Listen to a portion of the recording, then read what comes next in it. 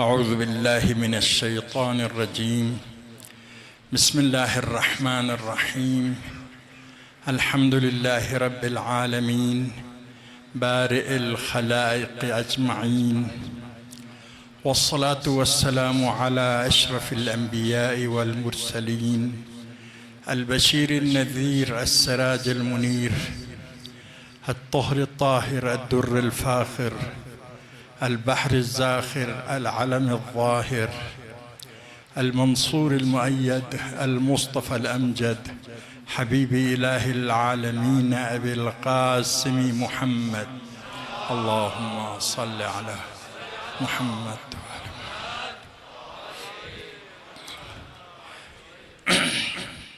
وآله الطيبين الطاهرين المعصومين الذين أذهب الله عنهم الرجس وطهرهم تطهيرا. اللهم صل على محمد.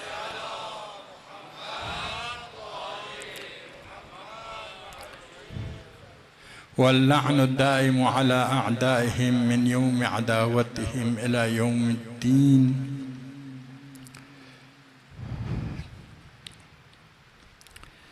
مولا امام چارم کی شہادت کی مناسبت ہے، اسی لیے چاہتا ہوں ان دنوں میں آپ کی سیرت طیبہ میں سے چند نکات انتخاب کروں اور آپ کی خدمت میں عرض کروں، اور جس پر امام کی خصوصی توجہ رہا ہے۔ ایک اہم نکتہ، ایک اہم مسئلہ جس پر چوتھے امام کا خاص توجہ تھا اور توجہ رہا ہے، پوری زندگی پر مشتمل تھا، وہ یہ ہے کہ آپ عاشوراء کی محافظت کرنا چاہتے تھے۔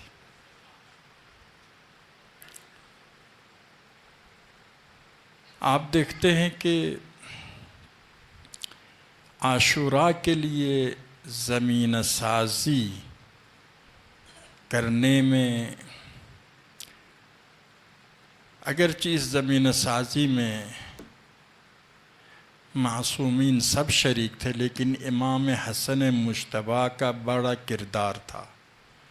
آپ نے وہ عظیم صلح انجام دیا تاکہ مسلمان خواب غفلت سے بیدار ہو جائے، اپنی آنکھوں سے بنو امیہ کو دیکھ سکے، ان کی شرارتوں کو، ان کی شیطنتوں کو، ان کے مکاریوں کو، ان کی منافقت کو، ان کی بے دینی کو، ان کے بد کرداری کو، ان کے اہداف اور ناپاک عزائم کو اپنی آنکھوں سے دیکھ سکے۔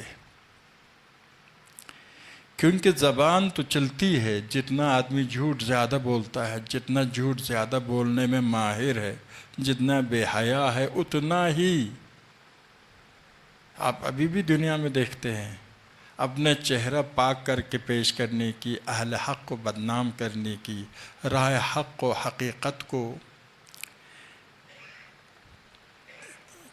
لوگوں سے مغفول کرنے کی، لوگوں سے غائب کرنے کی صلاحیت ہوتی ہے، لیکن جب مقام عمل میں آتے ہیں تو حقیقتیں سامنے آ جاتی ہے۔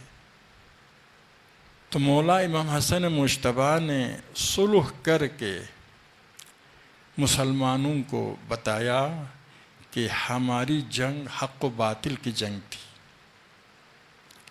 کردار اور بد کرداری کی جنگ تھی، اسلام اور منافقت کی جنگ تھی، اور دین کی حمایت اور دین کے خلاف سازشوں کی جنگ تھی۔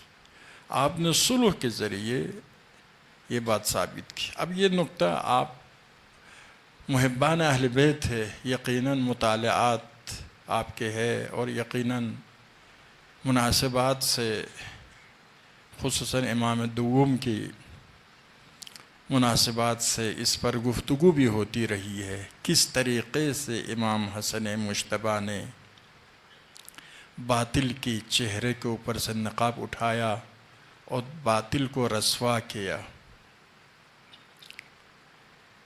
تو امام نے باطل کو رسوا کیا، اس وجہ سے کربلا کے حقانیت میں کوئی شک نہیں کر رہا تھا۔ امام حسن کے زمانے میں کہتے تھے بنی امیہ و بنی ہاشم کی جنگ ہے، خلیفہ کے قاتل اور خلیفہ کے وارثین کی جنگ ہے، اقتدار کی جنگ ہے، اس قسم کی بہت چیزیں ہیں۔ اور اس کی وجہ بھی عرض کیا کہ اس سے پہلے جو کچھ ان باتوں کو منوانے کے لیے کام ہوا تھا اس وجہ سے عرض کیا۔ اس میں خود مفصل گفتگو کی ضرورت ہے، لیکن اتنا کلیئر ہے کہ امام حسن مجتبیٰ نے صلح کیا۔ صلح کی پہلی شرط کیا ہے؟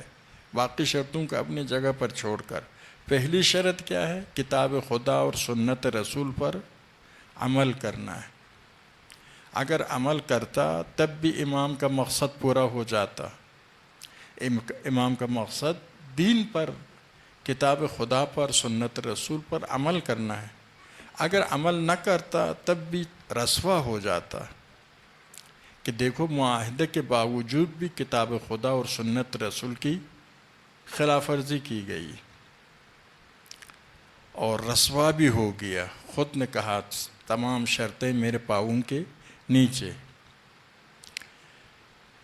تو قیام صلح امام حسن مجتبیٰ قیام کربلا کے لیے زمینہ ساز تھا۔ مسلمانوں کو مظلومیت اہل بیت، حقانیت اہل بیت اور بنی امیہ کی منافقت اور دشمنی دین کی طرف متوجہ کیا۔ پھر کربلا کے قیام وجود میں آیا، جو اس قیام کے خالق حسین تھے۔ لیکن قیام کے بعد اس قیام کو زندہ رکھنے کی ضرورت تھی۔ اس قیام کے زندہ رکھنے والے سید سجاد تھے۔ دیکھیں قیام کربلا کے بعد اگر لوگ بھول جاتے، جیسے پوری تاریخ کو آپ دیکھیے، ابھی ہمارے زمانے میں دیکھیے، سیاست مدار جو اتنے بڑے جرم و جنایت کرتے ہیں وہ جانتے ہیں، ابھی لوگوں کو پتہ بھی چل جائے کوئی حرج نہیں ہے، 1 سال 2 سال کے بعد سب بھول جائیں گے، دوبارہ ووٹ دیں گے۔ عام طور پر معاشرے کے لوگ بھول جاتے ہیں، اپنے ذاتی مسائل کو یاد رکھتے ہیں، قومی مسائل، دینی مسائل، انسانی مسائل، اقدار بھول جاتے ہیں، مجرمین کو فراموش کرتے ہیں۔ تو اسی لیے اتنے عظیم قیام بھی بھول سکتے تھے۔ تو امام چہارم کی ذمہ داری یہ تھی کہ قیام کربلا کے بعد آنے والے امام آپ تھے، آپ اس قیام کو زندہ رکھنے کی ذمہ داری آپ کے اوپر تھی، تاکہ یہ قیام رہتی دنیا تک کے لیے زندہ رہے۔ کیوں یہ قیام صرف اس زمانے کے لوگوں کے لیے انجام نہیں دیا۔ آپ دیکھتے مولا سید الشہداء جو ہے میدان میں آخری لمحات میں بھی حل من ناصر ینصرنا، ہے کوئی ہماری مدد کرنے والا، حل من ذاب یذب عن حرم رسول اللہ، کوئی ہے ہم سے دفاع کرنے والا؟ جبکہ آپ جانتے تھے کوئی مدد کرنے والا نہیں ہے، اس کے باوجود یہ دعوت رہتی دنیا تک انسانوں کو دعوت دے رہے ہیں۔ ہم نہ ہو تو ہمارا ہدف موجود ہے، ہمارا ہدف دین ہے، دین کے لیے قربانی پیش کرنے کے لیے ہم آئے ہیں، بڑا گھرانہ لے کر آئے، عزت و احترام کی زندگی تھی، عیش و عشرت کی زندگی تھی، مدینے میں کوئی کمی نہیں تھی، عزت، مال، مقام، سب کو چھوڑ کر آئے دین کے مدد کے لیے۔ تو دین کے لیے مددگار چاہتے تھے۔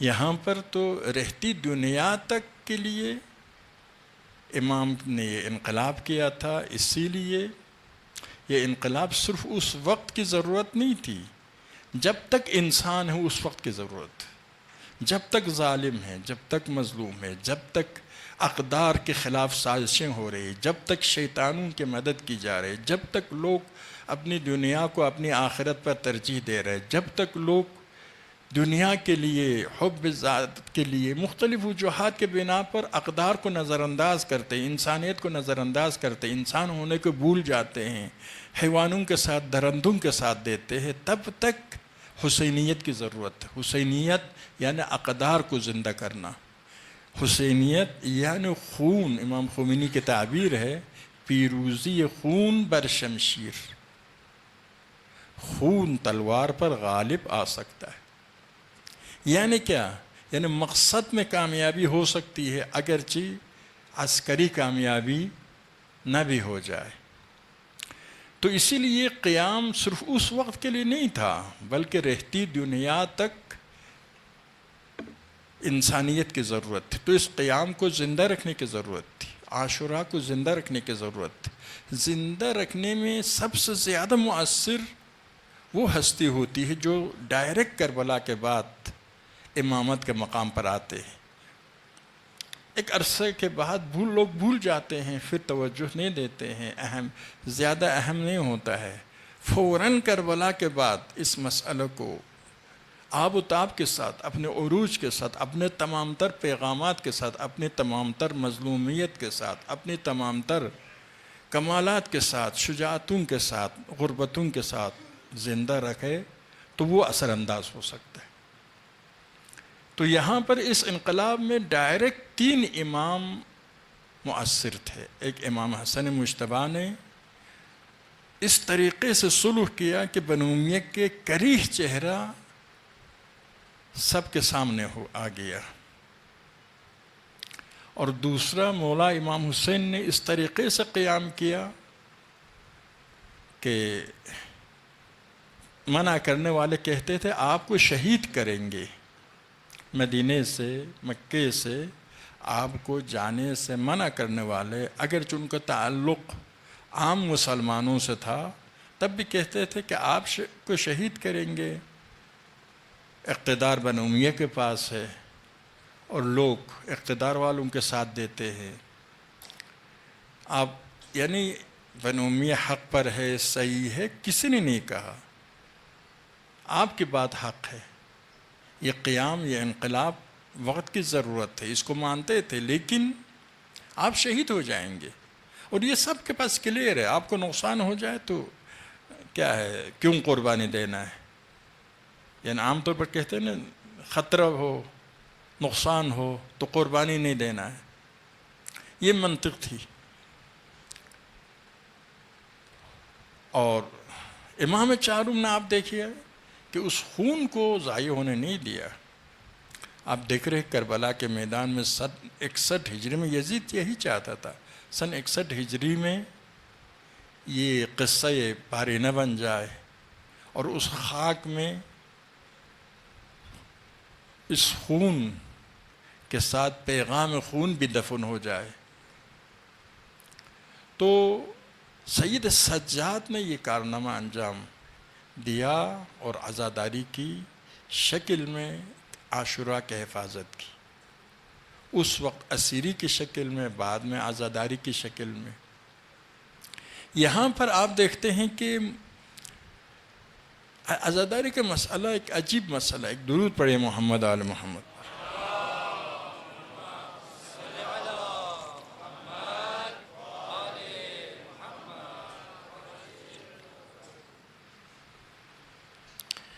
عجیب چیز یہ ہے کہ انسان جو ہے مصائب اور مشکلات سے جب دوچار ہو جاتے ہیں، یا عزیز و اقارب شہید ہو جاتے ہیں یا مارے جاتے ہیں یا دنیا سے چلے جاتے ہیں، واقعہ پیش آنے کے بعد انسان روتا ہے۔ واقعہ پیش آنے سے پہلے اگر کسی پیشن گوئی کرنے والے مستند آدمی نے خبر دی کہ آپ کے بیٹے کے ساتھ ایسا ہوگا، ہم سب کو ویسے بھی پتہ ہے کہ ہمارے اولاد ایک دن دنیا سے جائیں گے، تب بھی ہمیں احساس اتنا نہیں ہوتا ہے، عادی چیز ہے، معمولی چیز ہے۔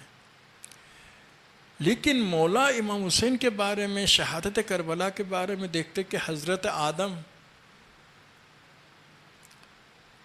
کے پاس جب جبرائیل نے پنجتن پاک کا نام لیا توسل کے لیے، توسل کرنے کے لیے، توبہ کے لیے، تو جب حسین کا نام آ گیا حضرت آدم کے دل میں غم پیدا ہوا، وجہ پوچھا تو جبرائیل نے بتایا یہ آپ کی اولاد میں سے ہے، خاتم انبیاء کے نواسے ہیں، اور حسین کی شہادت کے واقعہ بتایا۔ حضرت آدم نے گریہ کے، حضرت موسیٰ کے ساتھ، حضرت نوح کے ساتھ، حضرت عیسیٰ کے ساتھ، بہت سے انبیاء کے بارے میں یہ واقعات موجود ہے۔ جب جبرائیل آتا تھا اور حسین کا نام لیا جاتا تھا تو دل میں غم پیدا ہوتا تھا، پوچھتے تھے اور جبرائیل تشریح کرتے تھے۔ سب سے پہلے بتانے والا خدا، یعنی عزائے حسینی سنانے والا خدا، اور پھر جبرائیل اور رونے والے انبیاء الہی۔ حضرت موسیٰ علیہ السلام نے خدا سے پوچھا، خدایا امت محمد ساری امتوں سے افضل کیوں ہے؟ تو تاکہ ان کی فضیلت کے وجوہات کو جاننے کے بعد میں اپنی امت کو بھی اس فضیلت کی طرف دعوت دوں۔ تو پیغام آیا خدا کی طرف سے، اے موسیٰ امت محمد 10 چیزوں کی وجہ سے افضل ہے، نماز، روزہ، حج، زکوٰۃ، جمعہ وغیرہ گنتے گنتے آخر 10ویں نمبر پر فرمایا عاشورہ۔ عاشورہ حضرت موسیٰ کے سمجھ میں نہیں آیا، نماز، روزہ، حج، زکوٰۃ یہ تو سمجھ میں آنے کی چیز ہے، لیکن عاشورہ سمجھ میں نہیں آیا۔ پوچھا خدا یہ عاشورہ کیا مطلب؟ فرمایا حسین اس دن شہید ہو جائے گا، اس پر رونے والے کے لیے جنت، اس کے عزاداری میں پیسہ خرچ کرنے والے کے لیے جنت۔ اس قسم کے متعدد فضائل بیان کیا، یعنی امت محمد کی فضیلت کی ایک اہم وجہ عاشورہ، یعنی اس وقت سے حتیٰ یہودیوں کے پاس آپ کو پتہ ہے کہ یہ عاشور کے نام سے 10 محرم کو وہ روزہ رکھتے تھے اور سمجھتے تھے کہ حسین کی، البتہ یہ ان کے درمیان اصل واقعہ تو نہیں تھا، لیکن ایک قسم کے دین حق کی کامیابی کے دن ہونے کے ناطے سے وہ مناتے تھے، عاشور کے دن روزہ رکھتے تھے، عاشور کہتے تھے۔ جب حضور مدینہ پہنچے، دیکھا یہودی لوگ روزہ رکھتے ہیں، تو پیغمبر نے پوچھا یہ کیوں؟ کہا کہ حضرت موسیٰ کی کامیابی کے دن ہے۔ تو آپ نے فرمایا ہم بطریق اولا، ہم پر زیادہ حق بنتا ہے کہ روزہ رکھے۔ تو مسلمانوں نے بھی عاشور کے دن روزہ رکھنا شروع کیا۔ پھر رمضان کا مہینہ، رمضان کا روزہ جب واجب ہوا تو عاشور کے روزہ کا حکم نسخ ہو گیا۔ بعد میں بنو امیہ نے جب دیکھا کہ حسین کی شہادت کی وجہ سے عاشورہ کل امت کے درمیان معروف اور مشہور ہو رہا ہے، اس کو فراموش کرانے کے لیے عاشور کے دن کے جو روزہ جس کو نسخ کیا تھا رمضان کے آنے کے بعد، اس کو دوبارہ زندہ کیا تاکہ یہ عاشور کے دن، غم حسین کے دن زیادہ زندہ نہ ہو۔ جو آپ دیکھ رہے ہیں اموی روایات کی وجہ سے بہت سے مسلمان اسی دھوکے میں آئے ہوئے۔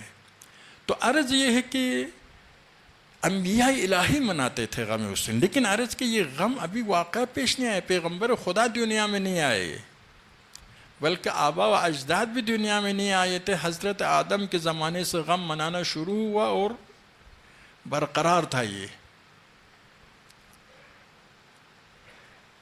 عجیب چیز ہے۔ پھر جب پیغمبر خدا کے زمانے میں حسین دنیا میں آئے، حسین کو لایا گیا پیغمبر کے گود میں، پیغمبر رونے لگے۔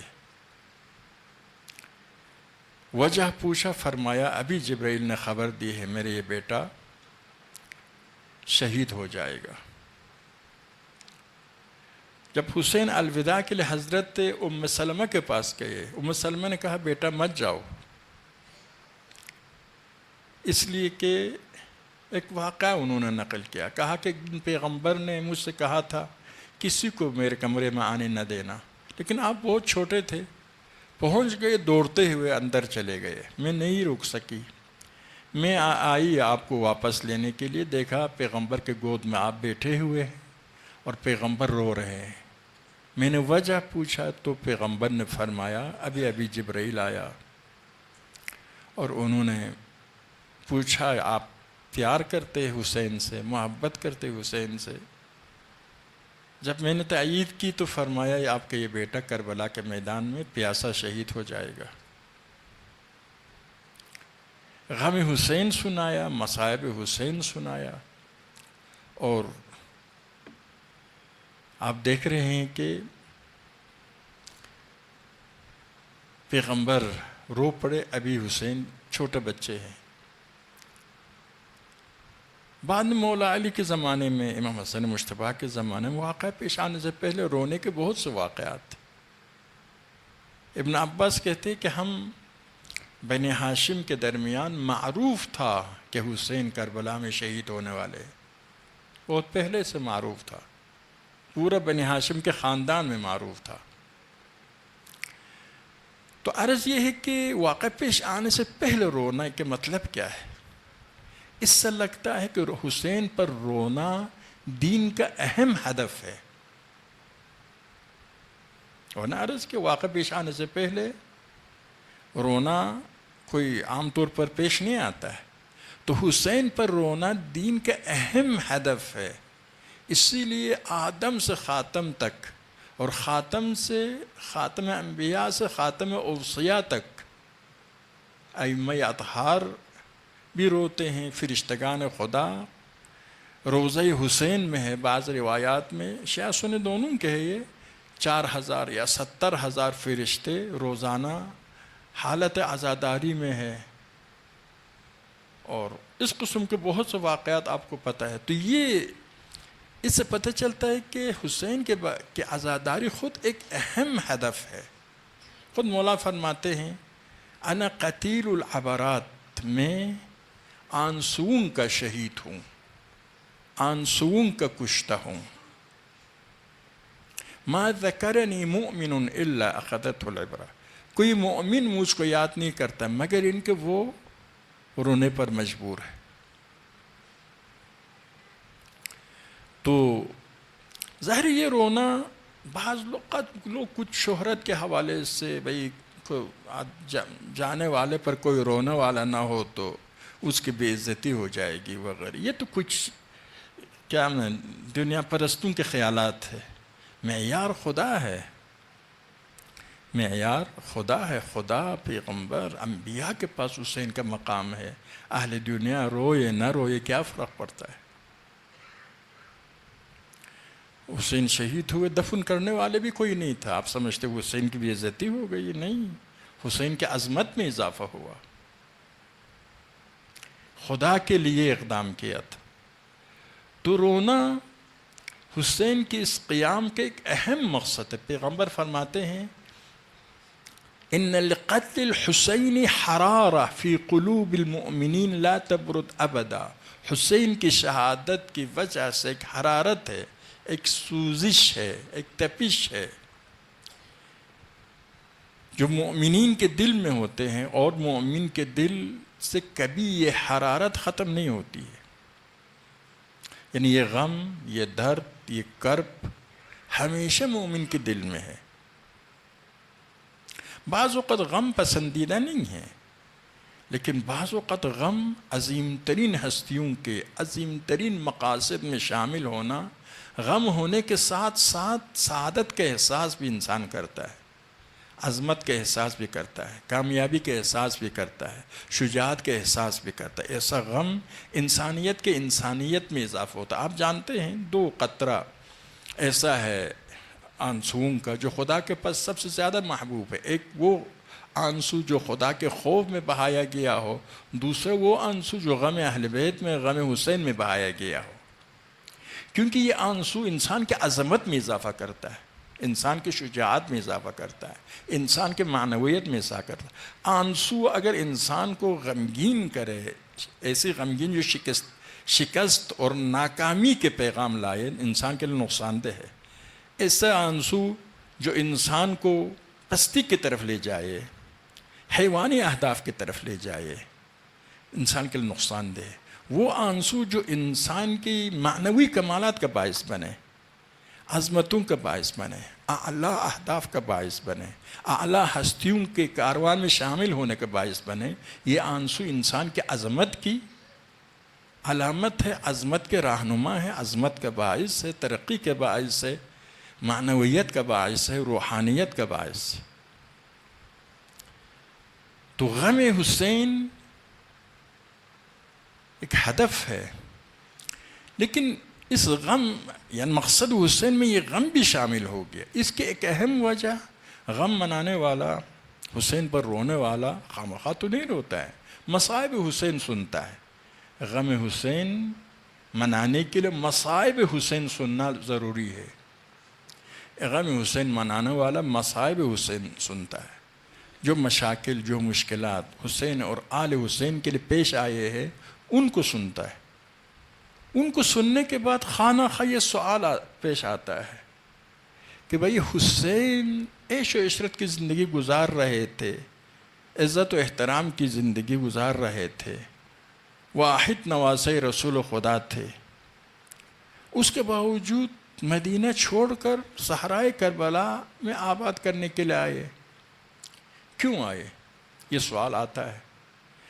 گرفتار کر کے لائے گئے؟ نہیں، خود حسین اختیار کے ساتھ آئے، رضا و رغبت کے ساتھ آئے، جانتے ہوئے آئے۔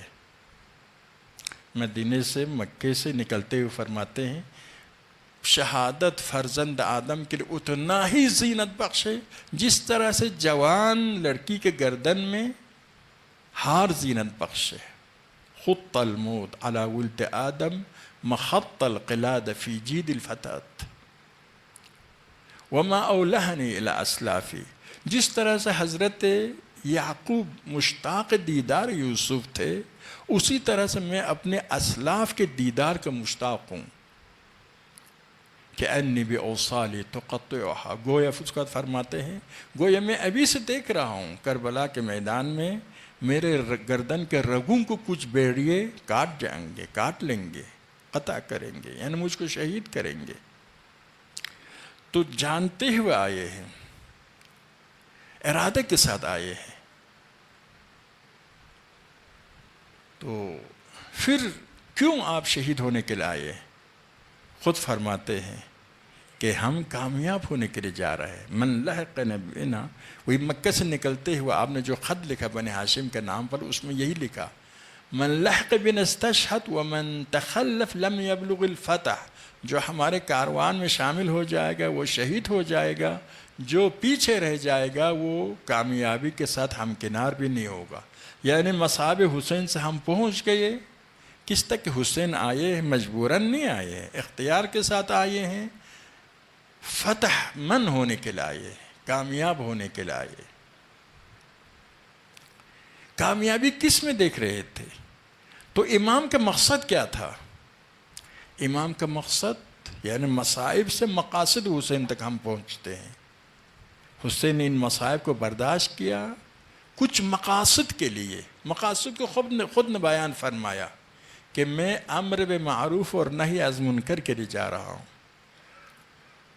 اس کے بعد فرمایا الا ترون الی الحق لا یعمل به، تم نہیں دیکھتے ہو حق پر عمل نہیں کیا جاتا ہے، وَإِلَى الْبَاطِلِ لَا يُتَنَاهَا عَنْهُ، باطل سے کوئی باز نہیں آتا ہے، مسلسل باطل میں آگے بڑھتے چلے جا رہے ہیں، حق پر عمل نہیں ہو رہا۔ لِيَرْغَبِ الْمُؤْمِنُ فِي لِقَاءِ رَبِّهِ مُحَقًّا، ایسے حالت میں مومن کو چاہیے شہادت کو آغوش سے لگا دے۔ یعنی آپ فرما رہے ہیں میرا مقصد یہ ہے کہ باطل کو منع کرے، حق پر عمل ہو جائے، امر معروف ہو جائے۔ آپ اسی طرح سے لشکر حر سے ملاقات کے وقت کیا فرمایا؟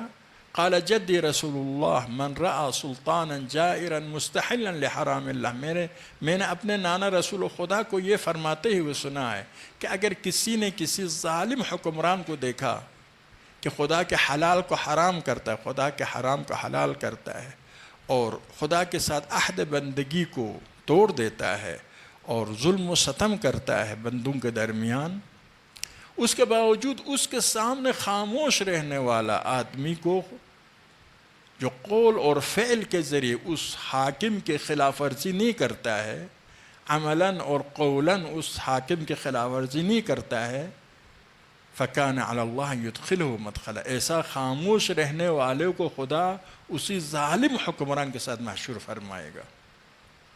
مقاصد حسین سامنے آ گیا نا۔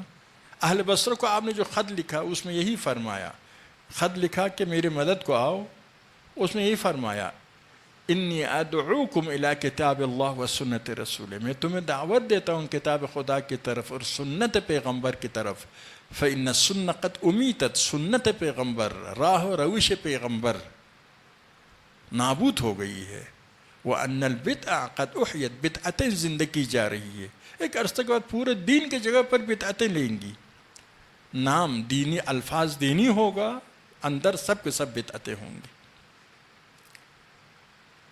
دیکھیں آپ، مقاصد حسین کیا تھے؟ بدعتوں کے ساتھ مقابلہ کرنا، ظالم کے ساتھ مقابلہ کرنا اور حق پر عمل کرنا۔ اب اسی خطبہ منا میں فرماتے ہیں کہ انی اخاف ان یندرس ھذا الدین، مجھے خوف ہے کہ یہ دین مٹ جائے گا۔ اسی طرح سے فرماتا ہے کہ اللہم لم یکن الذین کان منا، خدایا جو کچھ ہم نے مقابلہ کیا ہے، مشکلات برداشت کیا ہے، ظالموں کے ساتھ ٹکرایا ہے، یہ سب نہ مال کے لیے تھا نہ حکومت کے لیے، بل لنوری المعالم من دینک، بلکہ دین کی نشانیوں کو زندہ کرنا چاہتے تھے، وتقام المعطلۃ من حدودک، حدود الہی جو متروک ہو چکے ہیں ان کو زندہ کرنا چاہتے ہیں، وَيُعْمَلْ بِفَرَائِضِكَ وَسُنَنِكَ، خدا تیرے فرائض و سنن پر، فریضہ اور سنت پر عمل کرانا چاہتے ہیں، فَيَعْمَنَ الْمَظْلُومُونَ مِنْ عِبَادِكَ، خدایا تیرے مظلوم بندوں کو امن و امان فراہم کرنا چاہتے ہیں، امن و امان، مالی امن و امان، جانی امن و امان، مقام کے لحاظ سے امن و امان، حیثیت کے لحاظ سے امن و امان، ثقافت کے لحاظ سے امن و امان، فکر کے لحاظ سے، ہر حوالے سے امن و امان۔ تو یہ امام نے اپنے مقاصد پیش کیا، ان مقاصد کے لیے امام کربلا آئے ہیں شہید ہونے کے لیے۔ تعجب کی بات یہ ہے کہ زندہ رہ کر مقاصد تک پہنچ سکتے ہیں، شہید ہو کر کیسے پہنچ سکتے ہیں؟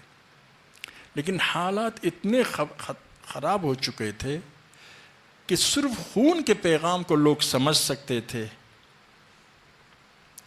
اور خون کے علاوہ زبانی پیغام سمجھنے کی صلاحیت سے لوگ محروم ہو چکے تھے۔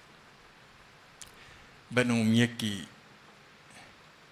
ان سازشوں کی وجہ سے آپ نے ایک اہم چیز عزت پر تاکید کی نا، ہیہات من الذلہ، ذلت ہم سے بہت ہی دور ہے، نہ خدا مانتا ہے، نہ رسول مانتا ہے، نہ وہ دامن جن میں ہماری پرورش ہوئی وہ مانتے ہیں، ذلت ہم سے بہت دور۔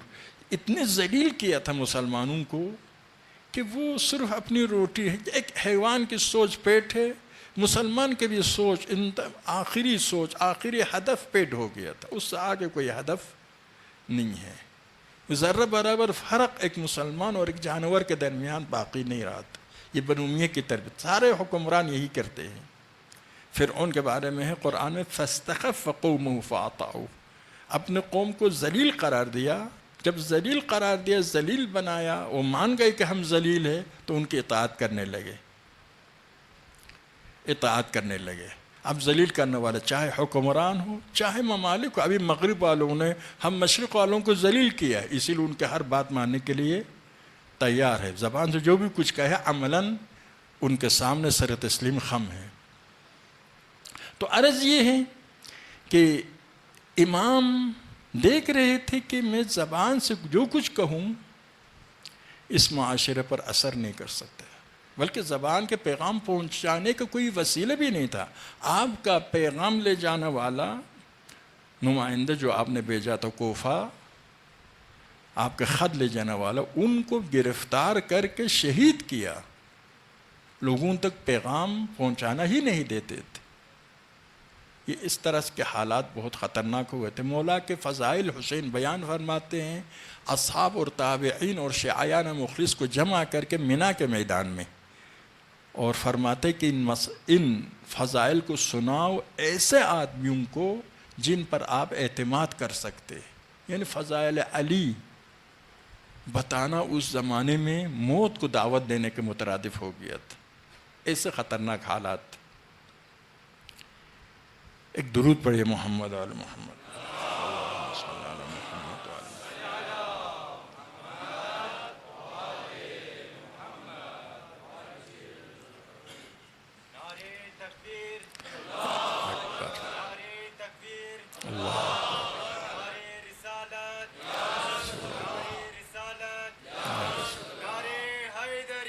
یا علی یا علی اللہم صلی علی محمد وآل محمد. تو کیوں مسلمانوں کے یہ حالات ایسے ہو گئے تھے؟ حقیقت میں حسین مظلوم ہونے سے پہلے حسینیت مظلوم ہو چکی تھی، اقدار مظلوم ہو چکے تھے، اسلام مظلوم ہو چکا تھا. پیغمبر نے فرمایا تھا نا، بدأ الاسلام غریبا وسیعود غریبا. اسلام غربت کے ساتھ اسلام کا آغاز ہوا. غریب یعنی بے کس، غریب ناشناختہ. مسافر کو عربی زبان میں غریب کہتے ہیں اس لیے کہ کوئی اس کو جانتا نہیں ہے، بے کس بھی ہوتا ہے. اسلام کے آغاز غربت کے ساتھ، یہ تو قابل فہم ہے، نیا دین تھا، لیکن دوبارہ پلٹ کر اسی حالت تک پہنچ جائے گا. علی علیہ السلام جب خلافت ظاہری پر آئے، آپ نے یہی فرمایا، نہج البلاغہ میں یہ جملہ موجود ہے، آج آپ کے حالت وہی حالت ہے، آج آپ کے مسلمانوں کے حالت وہی حالت ہے جس دن پیغمبر مبعوث بے رسالت ہو گئے. اتنے خراب. نماز پڑھتے تھے، حج جاتے تھے، روزہ رکھتے تھے، اذان دیتے تھے، سب کچھ، لیکن سارے کے سارے روح سے خالی، پیغام سے خالی، جان سے خالی، ظاہر کچھ اندر سب کچھ کھوکھلے. حکمرانوں نے ایسا کر دیا تھا. علی مالک اشتر کو لکھتے ہیں عہد نامے میں، ان ھذا الدین کان اسیرا بید الاشرار. یہ دین اسیر تھا کچھ اشرار کے ہاتھوں پہ، کچھ غلط لوگوں کے، شر برے لوگوں کے ہاتھوں پہ اسیر تھا. شر اشرار اردو میں تو خاص معنی ہے، عربی میں یعنی ہر برا مراد ہے. برے لوگوں کے ہاتھوں میں کیا تھا؟ دین اسیر ہو گیا تھا. اسی لیے حسن بصری کہتا ہے دین میں سے صرف اذان قبلہ باقی ہے. انس بن مالک کہتا ہے پیغمبر کے صحابی، دین میں سے صرف اذان باقی ہے. جب علی آئے کوفہ، ابو موسیٰ اشعری کہتا ہے علی نے پیغمبر کی نماز کی یاد تازہ کرا دی. اتنا دین غریب ہو گیا تھا. اب حسین کے زمانے میں تو کہاں تک پہنچا تھا آپ خود جانتے. یزید کفر کا اعلان کر رہا ہے، کوئی اعتراض کرنے والا نہیں تھا. کفر کا اعلان کر رہا تھا، کوئی اعتراض کرنے والا نہیں تھا. تو کیوں ایسا ہوا تھا؟ مصائب حسین سے ہمیں مسائل حسین تک جانا ہے. یعنی کیا وہ کون سے مسائل تھے، کون سے مشکلات تھے جن کی وجہ سے حسین دیکھ رہے کہ میں زندہ رہ کر یہ پیغام پہنچاؤں کوئی سنے گا نہیں، مجھے قربانی دینا پڑے گا، خاندان رسالت کے اسیری کے لیے اپنے آپ کو تیار کرنا پڑے گا. عالم خواب میں پیغمبر نے ہی فرمایا کہ خدا چاہتا ہے آپ شہید ہو جائے، آپ کے اہل بیت اسیر ہو جائے. ان اللہ شاء ان یراک قتیلا وشاء ان یراہن سبایا. تو حالات کچھ ایسے تھے، ان حالات کی وجہ سے حسین زندہ رہ کر اس امت کی امامت کر کے اس امت کو منزل مقصود تک نہیں پہنچا سکتے تھے، بلکہ خون کے ذریعے اس امت کو بیدار کر سکتے تھے، حق و باطل کے درمیان تمیز کرنے کی صلاحیت دے سکتے تھے، دشمن اسلام کی طرف امت کو متوجہ کر سکتے تھے، اسلام کی عظمت کی طرف امت کو متوجہ کر سکتے تھے. اسلام کی اتنی عظمت ہے، اتنا مقام ہے کہ عالم ہستی میں سب سے افضل انسان یا نواسۂ پیغمبر اور خاندان رسالت اپنے سب کچھ دے رہے ہیں اسلام کو بچانے کے لیے. ایک طرف مسلمانوں کو آگاہ کر رہا ہے اسلام کے نسبت میں آپ کی ذمہ داری کیا ہے، دوسری طرف آگاہ کر رہے ہیں کہ اسلام خطرے کے کس موڑ تک آیا تھا اور خطرے کس کی طرف سے ہے، حکمران کی طرف سے. الناس علی دینی ملوکہم، لوگ اپنے حاکمون کے دین پر ہوتے ہیں. پیغمبر نے فرمایا عالم اسلام کی یہ حالت کیوں ہے ابھی؟ کیونکہ حکمران نام کے مسلمان ہے، اسی لیے امت کے یہ حالات ابتر سے ابتری کی طرف جا رہا ہے. پوری دنیا میں، صرف امت مسلمہ کے نہیں، پوری دنیا میں کیوں غلامی کے دور سے گزر رہے ہیں، اور جو غلام نہیں ہے طاقتور ہے وہ درندگی کے دور سے گزر رہے ہیں. یا غلامی کے دور سے کمزور لوگ، طاقتور لوگ درندگی کے دور سے. یعنی حتی طاقتور لوگ، امریکہ کو لیجئے، طاقتور ملک ہے، وہاں پر کیا ہے؟ وہاں پر حیوانیت کو آزادی ہے، انسانیت کو آزادی نہیں ہے. شیطنت کو آزادی ہے، انسانی اقدار کو آزادی نہیں ہے. لیکن ظاہر کوئی روکنے والا تو نہیں ہے. لیکن بقول اقبال، تہذیب حاضر نے دی ہے مجھے وہ آزادی، جو ظاہر میں تو آزادی ہے باطن میں گرفتاری. تو یہ حالات، ان کے اصلاح کے اہم چیز ایک فکر ہے، صحیح فکر و صحیح عقیدہ. دوسرا اس صحیح فکر و عقیدہ کو نافذ کرنے والا. ان میں سے ایک کم ہو تو معاشرے کا اصلاح ممکن نہیں ہے. فکر و عقیدہ تو ہے، قرآن ہے، سنت ہے، لیکن اس کو نافذ کرنے والے آپ خود دیکھ رہے کیا حالت. تو امام یہی پیغام دے رہے تھے کہ امت کو، خود جب یزید اقتدار پر آیا، ابھی یزید نے حکومت بھی شروع نہیں کی تھی، اقتدار پر آیا تھا، پیغام مدینے میں آیا، آپ نے مروان سے ہی فرمایا علی الاسلام السلام، اسلام کو الوداع کہنا چاہیے. اذ بلیت الامہ براعا مثل یزید، جب امت دوچار ہو جائے ایسے راعی سے جو یزید جیسا ہو. تو عرض کہ یہ جو مشکل ہے، اس وقت امام نے یہ خطرہ، اگرچہ اس وقت عروج پر تھا، سازش عروج تک پہنچ گیا تھا، اب تک منافقانہ دور سے گزر رہے تھے، اب سمجھ رہے تھے کفر کا اعلان کرے مشکل پیش نہیں آئے گا. اب تک خلافت کے نام سے حکومت کرتے تھے، جانشینی پیغمبر کے نام سے، لیکن اب سمجھ رہے تھے مسلمان اتنے خراب ہو چکے ہیں، ہم خلافت کو چھوڑ کر عرب بادشاہت کا اعلان کریں گے، اور نبوت کا انکار کرو، اسلام کا انکار کرو، قرآن کا انکار کرو، کعبہ کو آگ لگاؤ. مدینے میں یزید نے کیا کیا؟ کربلا میں آل پیغمبر کے قتل عام کیا، پھر خاندان رسالت کو اسیر کی. 3 سال اس نے حکومت کی، اسی 3 سال میں. اور پھر مدینے میں اصحاب اور تابعین کا قتل عام کیا، مسجد نبوی کو خون سے بھر دیا، گھوڑے باندھے گئے اور خانہ خدا کو آگ لگا دی. اور اس کے باوجود یہ حالت. تو وہ سمجھ رہے تھے کہ ہم مسلمان اتنے بے ضمیر ہو چکے ہیں، اتنے بے دین ہو چکے، اتنے نفس پرست ہو چکے ہیں، اتنے دنیا پرست ہو چکے، اتنے بے خبر ہو چکے ہیں، اتنے بصیرت سے محروم ہو چکے ہیں کہ ہم جو کچھ کریں گے کوئی اعتراض کرنے والا نہیں ہوگا. لعبت ہاشم بالملک، کہا کہ حکومت کے ساتھ کھیل کھیلا ہے بنی ہاشم نے. نہ کوئی وحی آئی ہے، نہ کوئی خبر. وہاں پر واحد شخصیت شہزادی کی شخصیت تھی کہ آپ نے اس کو سخت جواب دیا. مسلمانوں کے حالت اب دیکھیں کیسے حالت تھی. تو وہاں پر اس وقت کی اشد ضرورت، کیونکہ اسلام کے وجود خطرے میں پڑ گئی. کچھ لوگ کہتے اسلام کے حفاظت کی ضمانت خدا نے لی ہے. یہ کیسی بات کرتے کہ حسین اسلام کو بچانے کے لیے آیا ہے؟ میں ایک چھوٹا سا مثال آپ کی خدمت میں دیتا ہوں. یہ لوگ دین کو نہیں جانتے ہیں، اسی لیے اپنے طرف سے نادانی کے ساتھ اعتراض کرتے ہیں. میں آپ کو کہتا ہوں خدا رازق ہے یا نہیں ہے؟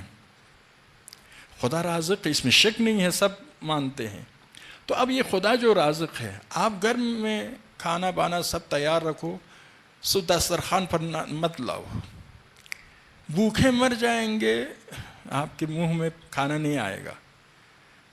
اگر گھر میں نہیں لایا سبزی جات روٹی وغیرہ، بھوکے مر جائیں گے، پیسہ بھی ہے سب کچھ، لیکن گھر میں نہیں لایا، آپ بھوکے مر جائیں گے۔ خدا رازق ہے لیکن بھوکے مر جائیں گے۔ اگر آپ کا فرض کرے یہ بازاروں میں مارکیٹوں میں آٹا گندم کھانا چاول وغیرہ دیہات سے کسانوں کی طرف سے نہ آئے، خدا رازق ہے لیکن ہم بھوکے مر جائیں گے۔ اگر کسان کام نہ کرے، اگر نہریں جاری نہ ہو یا بارش نہ ہو، اب دیکھیں کتنے، یعنی خدا رازق ہے لیکن واسطوں کو دیکھیے، خدا رازق ہے ان واسطوں کے ذریعے۔ واسطے کیا ہیں؟ سمندر پر دھوپ پڑتی ہے، بھاپ اٹھتا ہے، بادل بن جاتا ہے، ہوائیں چلتی ہے، بادلوں کو ادھر ادھر کرتی ہے، ٹھنڈ علاقے پر پہنچ کر یہ بادل بارش میں یا برف کی شکل میں نیچے آتا ہے، نہروں کی شکل میں جاری ہو جاتا ہے، پھر زرخیز زمینوں تک پہنچتا ہے، پھر کچھ لوگ اس کو کاشت کرتے ہیں، پھر کچھ لوگ اس کو خریدتے ہیں، پھر کچھ لوگ اس کو روٹی بناتے ہیں۔ آپ دیکھ رہے ہیں کہ 100 واسطے کے بعد آپ کو ایک روٹی مل جاتی ہے۔ تو خدا رازق ہے لیکن ان واسطوں کی ضرورت ہے یا نہیں ہے؟ پانی نہ ہو، دھوپ نہ ہو، بادل نہ ہو، پہاڑ نہ ہو تو یہ ہو سکتا ہے۔ تو اسی طرح سے دین کے حفاظت کو خدا نے انتظام کیا ہے اہل بیت کے ذریعے۔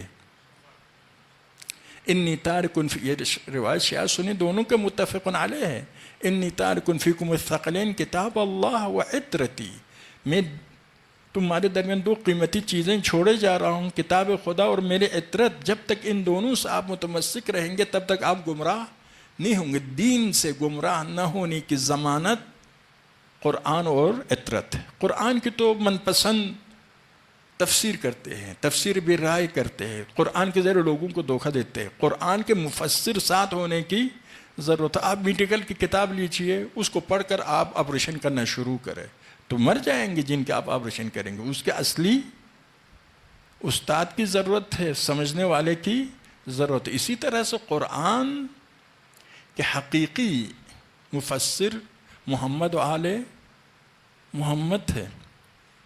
ایک درود پڑھی محمد آل محمد۔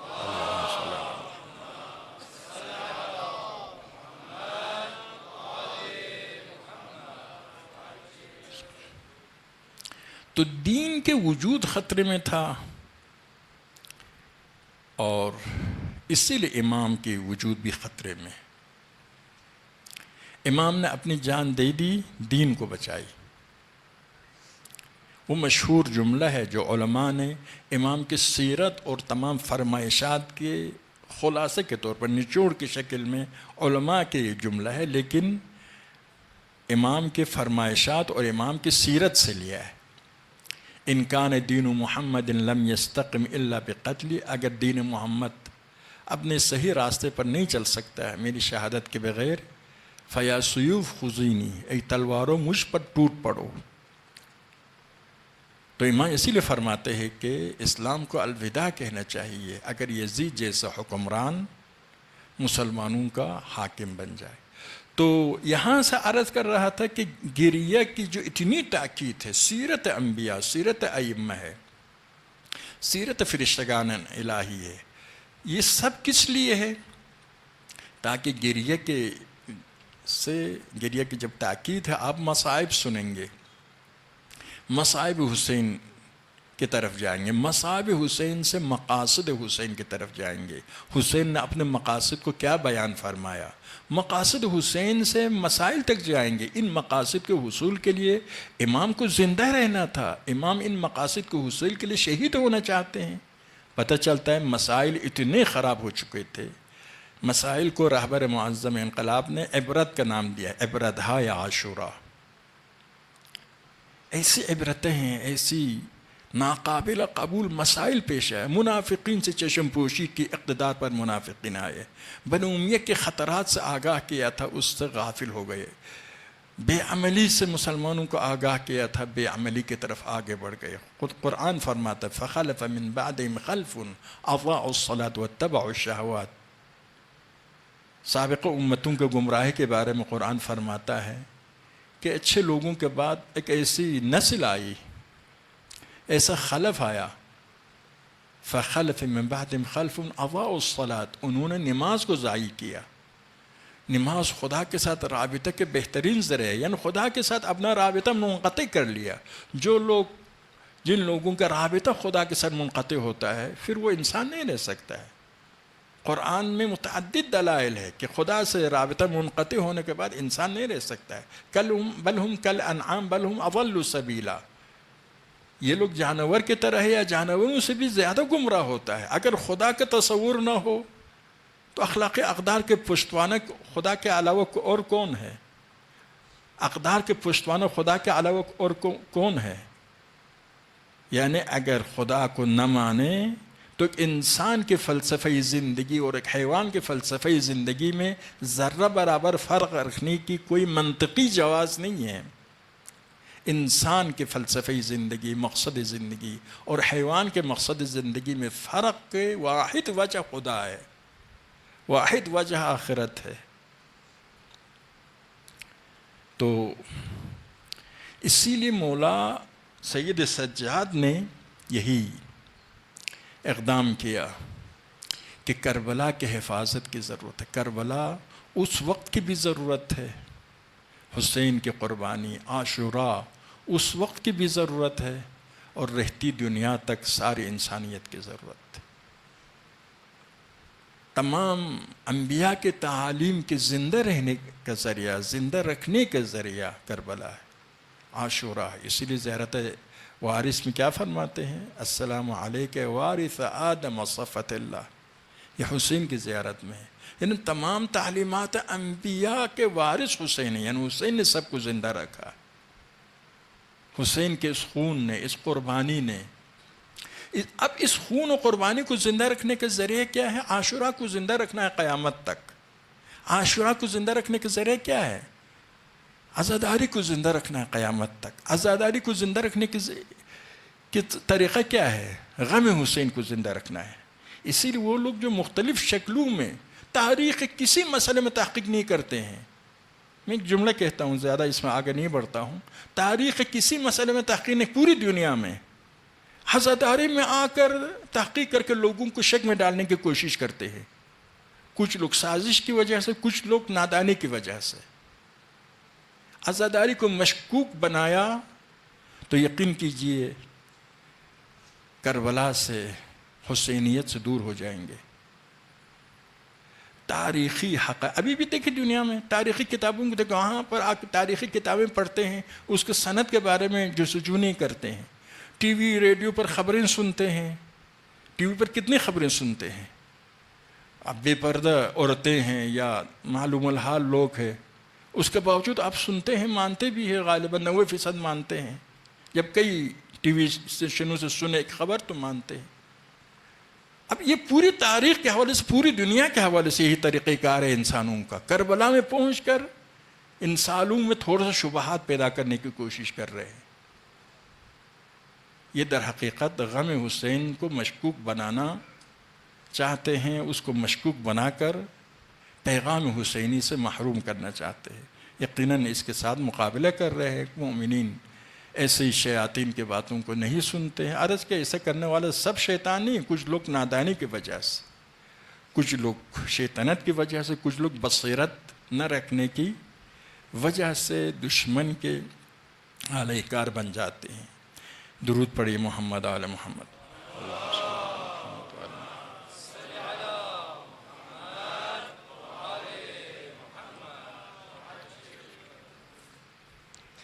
ایام غم ہے، ایام عزا ہے۔ یقیناً غم اور مصیبت کی شدت اتنا زیادہ ہے کہ آپ دیکھ رہے حضرت آدم سے لے کر خاتم تک، خاتم سے لے کر خاتم انبیاء سے لے کر خاتم اوصیاء تک سارے معصومین نے گریہ کیا ہے، آسمان نے گریہ کیا ہے، زمین نے گریہ کیا ہے۔ غیر شیعوں کی کتابوں میں بھی ہے کہ بیت المقدس میں پتھر اٹھایا جاتا تھا، اس پتھر کے نیچے خون نظر آتا تھا۔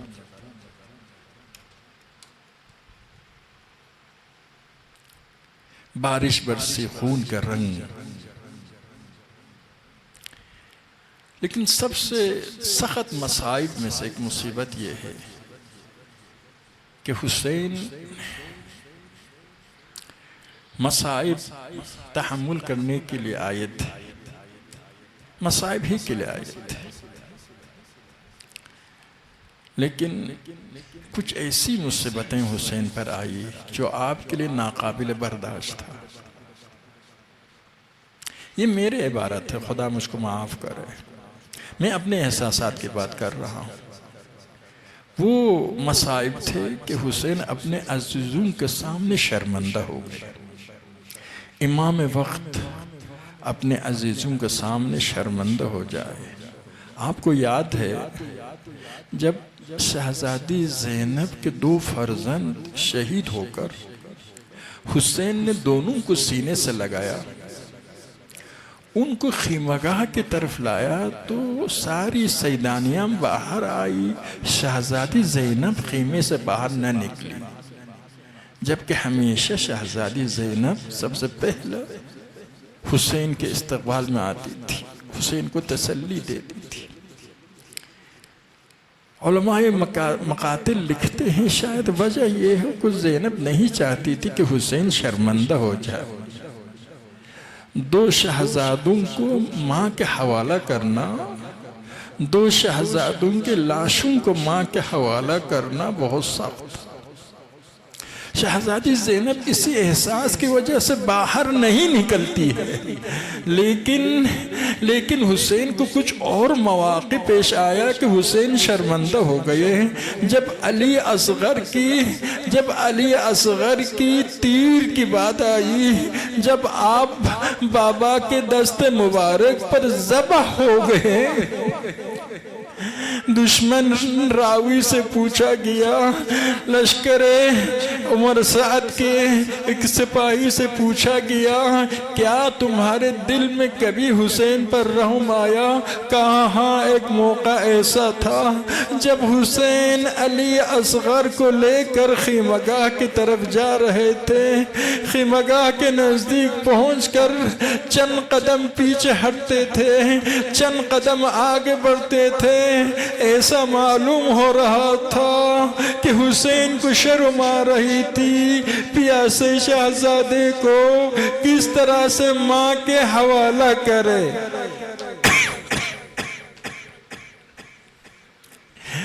دوسرا موقع جس میں حسین شرمندہ ہو گئے وہ موقع تھا جب علی اکبر آ گئے، میدان جنگ سے واپس آ گئے. شاید علی اکبر اپنی مجبوری بتانا چاہتے تھے، بابا میری جنگ میں اگر کمی نظر آئی تو اس کی وجہ یہ ہے کہ میں بہت پیاسا ہوں، سامان جنگ بھی ہے، پیاس بھی ہے، پہلی جنگ بھی ہے، بابا اگر پانی ہو تو عنایت کرے. حسین پر کیا گزرا خدا جانتا. بعض اصحاب مقتل لکھتے ہیں کہ علی اکبر کو پتہ تھا خیمگاہ میں پانی نہیں، اس کے باوجود کیوں پانی مانگا؟ شاید اس کے وجہ یہ تھا سردیوں میں علی اکبر نے جب آپ چھوٹے تھے حسین سے انگور مانگا، حسین نے جنت سے انگور لا کر دیا تھا. علی شاید توقع رکھتے تھے اس بار بھی بابا جنت سے پانی لا کر دے سکتے، لیکن فرق یہ تھا کربلا امتحان کا میدان تھا، مصیبتیں برداشت کرنے کا میدان تھا. اسی لیے حسین نے اپنی زبان علی کے دہان میں رکھ دی. علی چون پڑے، بابا آپ مجھ سے زیادہ پیاسے. علی اکبر خود بھی شرمندہ ہو گئے تھے. شاید میدان گئے، خوب جنگ لڑی، آخر میں جب دشمنوں نے علی کو ٹکڑے ٹکڑے کیا، آواز آئی بابا میرے سرانے آ جائیے، بابا آپ کی نیابت میں نانا رسول خدا نے مجھ کو سیرات کیا ہے۔ علی کو احساس تھا میں نے بابا کو شرمندہ کیا ہے، فرما رہے ہیں نانا رسول خدا نے مجھ کو سیراب کیا ہے۔ کچھ اور مواقع بھی تھے، ایک موقع وہ تھا جب حسین میدان کی طرف جا رہے تھے، گھوڑا رک جاتا ہے، آپ دیکھتے ہیں کہ سکینہ لپٹی ہوئی ہے، اشارہ کیا، گھوڑے سے زمین پر آئے، فرمایا سکینہ نے بابا اس میدان میں جانے والا کوئی واپس نہیں آتا۔ چچا عباس گئے، بھائی علی اکبر گئے، کوئی واپس نہیں آئے، آپ بھی واپس نہیں آئیں گے، اور اگر آپ کو جانا ہے ردنا الی حرم جدنا، پہلا ہمیں مدینہ پہنچا دیجئے پھر اس صحرا میں جائیے۔ بعض روایت کہتی ہے کہ جناب سکینہ نے عرض کیا بابا حضرت مسلم جب شہید ہو گئے تھے، مسلم کی بیٹی کو آپ نے گود میں بٹھایا، محبت کا اظہار کیا، گویا فرما رہے تھے بابا آپ کے بعد کوئی محبت کا اظہار کرنے والا نہیں ہوگا، میرے ساتھ دست شفقت ابھی میرے سر پر رکھیے۔ حسین نے فرمایا لا تحرقی قلبی بدمعک حسرتا ما دام من الروح فی جثمانی، سکینہ اپنی آنسوؤں کے ذریعے میرے دل کو کباب نہ کرنا۔ سکینہ آپ کو رونے کا بہت موقع ملے گا، بعد میں گریہ کرنے کے سب سے زیادہ حقدار آپ ہیں، لیکن مولا حسین سکینہ جب آ گئی، آپ کی لاش لپٹ گئی، دشمن تازیانہ لے کر آ گئے۔ الا لعنت اللہ القوم الظالمین وسيعلم الذین ظلموا أي منقلب ينقلبون۔ خدا